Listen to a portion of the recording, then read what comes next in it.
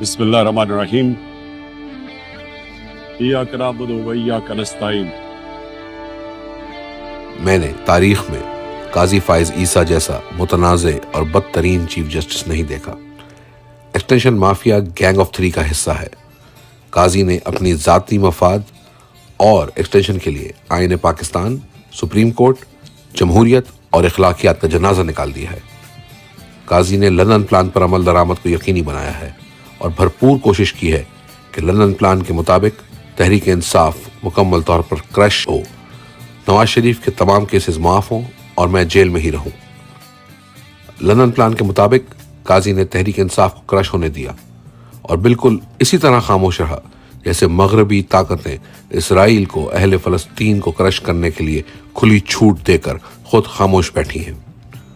اپنی طرف سے تحریک انصاف کو مکمل کرش کرنے کے لیے پہلے سکندر سلطان راجہ کو استعمال کیا گیا اور پھر قاضی فائز عیسیٰ اپنا کردار ادا کرتا رہا۔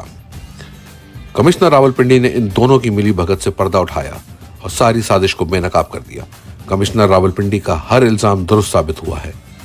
قاضی اور سکندر سلطان راجہ نے مل کر ایک ایسا ماحول بنایا کہ تحریک انصاف کو میدان میں رہنے کا موقع ہی نہ مل سکے۔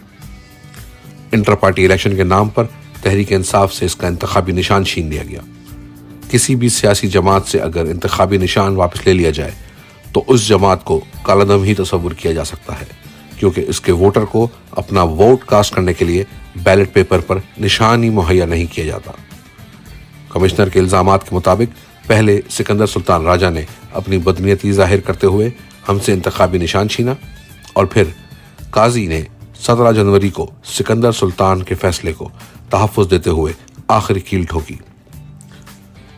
جب تک ان کو یقین نہیں ہوا کہ تحریک انصاف مکمل طور پر ختم ہو گئی ہے، انہوں نے الیکشن کی تاریخ کا اعلان نہیں کیا۔ 8 فروری کے الیکشن کے موقع پر انہیں یہی گمان تھا کہ اب تحریک انصاف کبھی بھی جیت نہیں پائے گی، کیونکہ ظاہری طور پر اپنا انتخابی نشان نہ ہونے کی وجہ سے جماعت میدان میں موجود ہی نہیں تھی، لیکن عوام نے ان کی تمام تر منصوبہ سازی کو ناکام بنا دیا اور 8 فروری کو ایک انقلاب آیا۔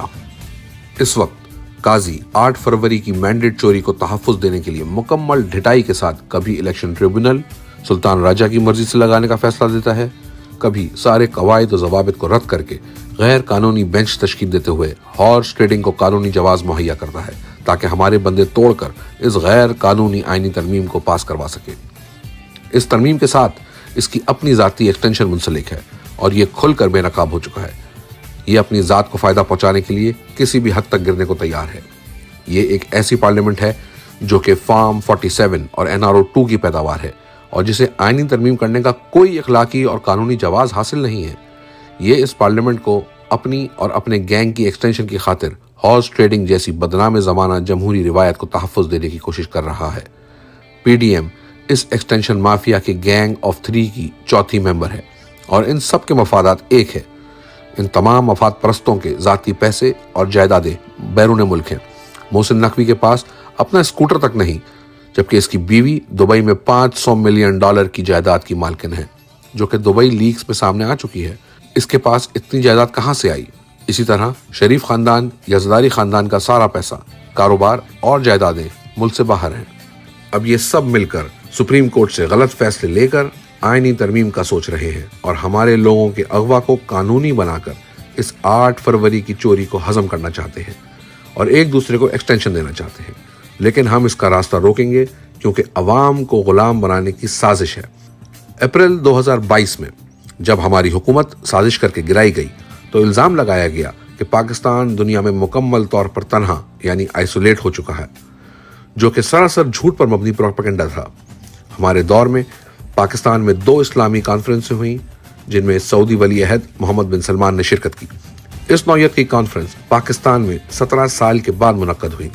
ان کانفرنسز میں چین کے وزیر خارجہ نے خصوصی دعوت پر شرکت کی۔ اگر سعودی ولی عہد عزت مآب جناب محمد بن سلمان کے ہماری حکومت کے ساتھ تعلقات بہترین نہ ہوتے تو ان کانفرنس کا انعقاد ناممکن تھا۔ یہ سارا جھوٹا پروپیگنڈا جنرل باجوہ نے پھیلایا۔ جنرل باجوہ نے ہماری حکومت کے خلاف سازش کا جال بننا شروع کیا تو اس نے بہت سے جھوٹ پھیلائے، لیکن مولانا فضل الرحمان، خواجہ آصف اور محمد زبیر نے باجوہ کے جھوٹوں کا پردہ چاک کیا۔ जनरल बाजवा ने पहले जनरल फैज को अक्टूबर 2021 में हटाया और इसी महीने अमेरिका में हुसैन हक्कानी को हमारे अवाम के टैक्स के पैसों से $35,000 पर हमारी ही हुकूमत के खिलाफ लॉबिंग या प्रोपेगेंडा करने के लिए लगाया।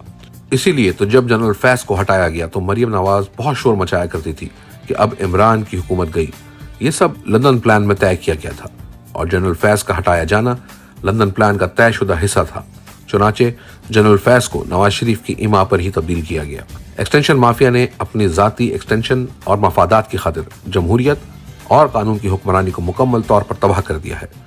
पिछले 1.5 साल में हमें सिर्फ 2 जलसे करने की मशरूत इजाज़त दी गई। इनकी राह में भी बेशुमार रुकावटें खड़ी की गई।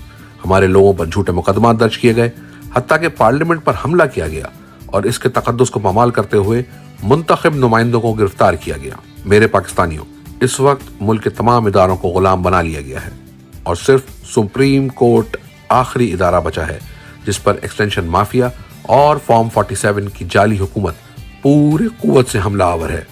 जमात इस्लामी और जमीयत उलमा इस्लाम फे समेत तमाम दीगर सियासी जमातों को जलसा जुलूस करने की मुकम्मल आज़ादी है, लेकिन पाकिस्तान तहरीक इंसाफ के जलसा और जुलूस पर मुकम्मल पाबंदी है क्योंकि हमने उनके सामने झुकने और गुलामी से इनकार कर दिया है। नवाज शरीफ NRO लेकर 10 साल का मुआहिदा करके मुल्क से बाहर गया, जबकि मुझसे तो सिर्फ 3 साल के लिए खामोशी की तवक्को की जा रही है। 3 साल तो दूर की बात, मैं तो महज 3 सेकंड्स के लिए भी खामोश रहने पर तैयार नहीं और ना ही अपनी कौम के मफादात पर किसी किस्म के समझौते पर आमादा हूँ। मेरे पाकिस्तानियों, आज़ादी की जद्दोजहद में कुर्बानी देनी पड़ती है। जिस तरह सैयद हसन नसरुल्लाह और इस्माइल हानिया ने अपने और अपने अहल खाना की जानों की कुर्बानियां पेश की हैं, इसी तरह मैं अपनी कौम से कहता हूं कि किसी भी कुर्बानी से दरेग ना करें और आज़ादी के लिए बेखौफ होकर भरपूर जद्दोजहद करें। इस वक्त हमारी हकीकी आज़ादी की फैसला कुन तहरीक शुरू हो चुकी है और ये हकीकी आज़ादी के हुसूल तक जारी रहेगी। पुरअमन एहतजाज हमारा हक है और अपने इसी हक को इस्तेमाल करते हुए जुम्मे के रोज डी चौक इस्लामाबाद में एहतजाज होगा और अली अमीन खान गंडापुर अपना काफिला लेकर पहुंचेंगे। इसके बाद हफ्ते के रोज हम मीनार पाकिस्तान लाहौर पर इसी तरह भरपूर एहतजाज करेंगे, जिस तरह आज हम मियांवाली, फैसलाबाद, भावलपुर और सुप्रीम कोर्ट के बाहर एहतजाज कर रहे हैं। अब यह तहरीक मुसलसल जारी रहेगी और हम अपने अगले हफ्ते के एहतजाजों का शेड्यूल हफ्ते के रोज जारी करेंगे। आखिर में मैं अली अमीन खान गंडापुर और बैरिस्टर गौहर अली खान के मुतालिक खुद से मंसूब झूठे बयानात की वजाहत पेश करना चाहता हूँ। नंबर 1, अली अमीन खान गंडापुर हमारे हीरो हैं। उन्होंने बहुत अच्छा काम किया है। उन्होंने अपनी वजारत आला की कुर्सी का लालच किए बगैर जिस तरह हकीकी आज़ादी की जंग लड़ी वो काबिल तहसीन है। नंबर 2, इसी तरह हमारी पार्टी के चेयरमैन बैरिस्टर गौहर अली खान ने बहुत ज़बरदस्त काम किया है। मैं इन्हें शाबाश देता हूँ। जिस तरह उन्होंने पार्टी को मुश्किल वक्त में चलाया वो लायक तारीफ और एतराफ़ है। पाकिस्तान जिंदाबाद। जा ओ पाकिस्तानी जा, ओ पाकिस्तानी जा, ओ पाकिस्तानी जा।